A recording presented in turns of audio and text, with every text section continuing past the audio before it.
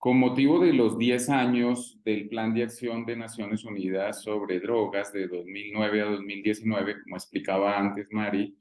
nosotros nos nutrimos del trabajo que hizo el Consorcio Internacional de Políticas de Drogas con su reporte Sombra, su informe Sombra, en el cual se daba cuenta de un balance desde la sociedad civil sobre lo ejecutado en esos 10 años, como en muchos aspectos esa década había sido perdida y nos sirvió muchísimo de inspiración para poder elaborar desde Colombia un reporte especial sobre cómo también en el caso de nuestro país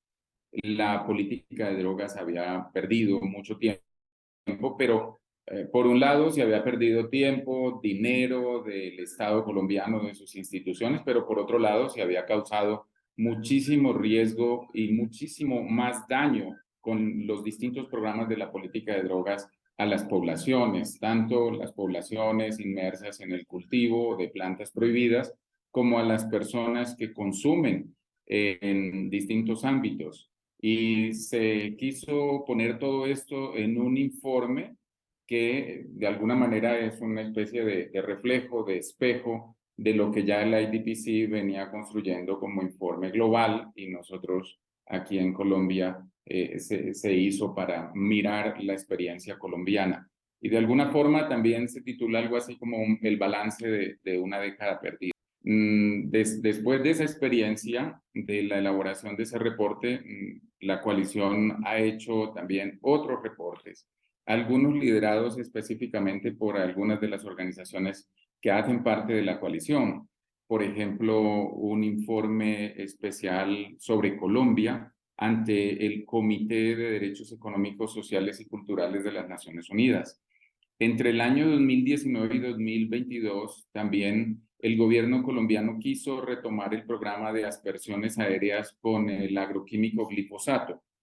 Colombia había aplicado aspersiones aéreas contra los cultivos de coca desde el año 1994 hasta el año 2015 de manera ininterrumpida, pero entre el 2019 y el 2022, el gobierno de ese momento quiso otra vez aplicar esta técnica de erradicación de cultivos y la coalición empleó muchos de los argumentos que ha venido construyendo a partir de ese trabajo unificado desde ese informe nacional a la manera de un shadow report de carácter nacional para hacer mucho cabildeo, pero también para hacer litigio estratégico. Las organizaciones que mencioné al comienzo estuvimos unificadas en un litigio ante la Agencia Nacional de Licencias Ambientales, el Ministerio de Justicia, diferentes entidades, para evitar que ese programa de aspersiones con agroquímicos se retomara. Y en efecto, transcurrieron los 4 años y el gobierno no pudo volver a iniciar ese programa. Por otro lado, por ejemplo, en esa experiencia, como Mari decía, se ha empleado mucha de la capacidad de las organizaciones y también mucho del intercambio que tenemos con el IDPC y que tenemos con distintas organizaciones en Viena para hacer intervención ante agencias del sistema de las Naciones Unidas. Yo creo que lo más concreto de nuestra experiencia, Mari y compañeras y compañeros, son nuestras intervenciones ante un conjunto de relatores especiales del sistema de Naciones Unidas, por ejemplo, ante el relator especial de sustancias tóxicas, ante el relator de medio ambiente o de alimentación o del derecho a la salud, o los defensores de derechos humanos, o el relator de pueblos indígenas. Adicionalmente, durante este tiempo, hemos podido adelantar incidencia ante la Oficina de Naciones Unidas para los Derechos Humanos en Colombia. Tal vez esta es de las oficinas de la Alta Comisionada de Naciones Unidas para Derechos Humanos que ha dado inicio a un trabajo más consistente sobre cómo las políticas de drogas vienen impactando en los derechos humanos y eso se refleja cada vez más en las posturas que adopta el doctor Volker Turk, el alto comisionado en Ginebra, que por primera vez, como vimos en la sesión de la CND este año en Viena, estuvo haciendo una intervención en la apertura de la sesión de las Naciones Unidas para decir que las políticas de drogas han venido vulnerando los derechos humanos. Bueno, eso en cuanto al nivel internacional, pero a nivel nacional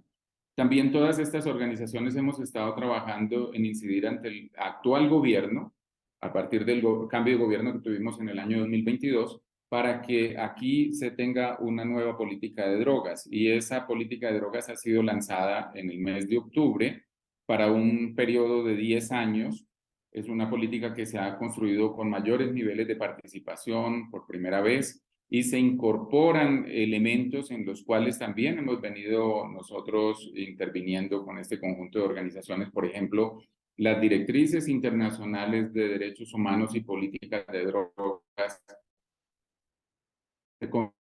uno de los pilares de esa nueva política de drogas. Aún así, y ya con esto voy cerrando, las organizaciones campesinas, indígenas, afrodescendientes, organizaciones que hacemos acompañamiento o litigio, pues seguimos trabajando en la reclamación de derechos de las comunidades que han sido impactadas por las políticas de drogas. Y, por ejemplo, ayer recibimos una buena noticia de uno de los altos tribunales de la justicia colombiana,